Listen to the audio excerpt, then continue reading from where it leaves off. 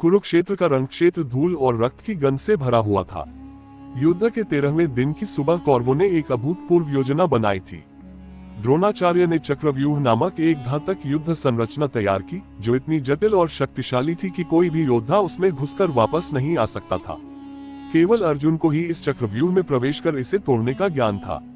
लेकिन कौरवों ने चालाकी से अर्जुन को दूर भेज दिया, जिससे पांडवों के पास इस संरचना को तोड़ने वाला कोई नहीं था। इस विकट परिस्थिति में पांडवों की सेना में हलचल मच गई। सभी चिंतित थे कि इस दुर्जय चक्रव्यूह का सामना कैसे करें। तभी महल के आंगन में युवराज अभिमन्यु का आना हुआ। युवा अभिमन्यु अर्जुन का वीर पुत्र और मात्र 16 वर्ष का योद्धा, जो अपने साहस और युद्ध कौशल के लिए जाना जाता था, उनके बीच खड़ा हुआ। उसके चेहरे पर गंभीरता और आंखों में अदम्य साहस झलक रहा था। अभिमन्यु ने अपने चाचाओं भीम, नकुल, सहदेव और द्रौपदी के 5 पुत्रों की ओर देखा और दृढ़ता से कहा, मुझे चक्रव्यूह में प्रवेश करना आता है। मैंने अपनी माता के गर्भ में इस चक्रव्यूह की रचना सुनी थी।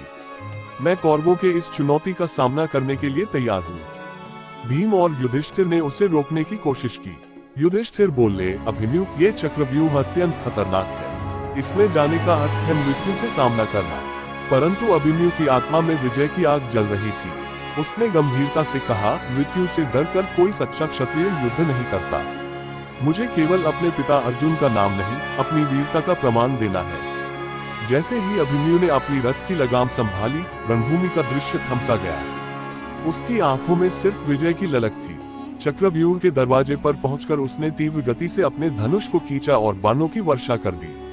उसके कदम जैसे ही चक्रव्यूह के अंदर पड़े, चारों ओर से दुश्मनों ने उस पर हमला करना शुरू कर दिया। अभिमन्यु अद्भुत पराक्रम के साथ आगे बढ़ता रहा।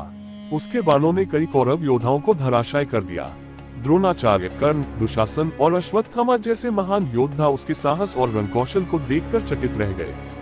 उसने अपने धैर्य और शौर्य के बल पर चक्रव्यूह की पहली परत को तोड़ दिया और दूसरी परत की ओर बढ़ने लगा।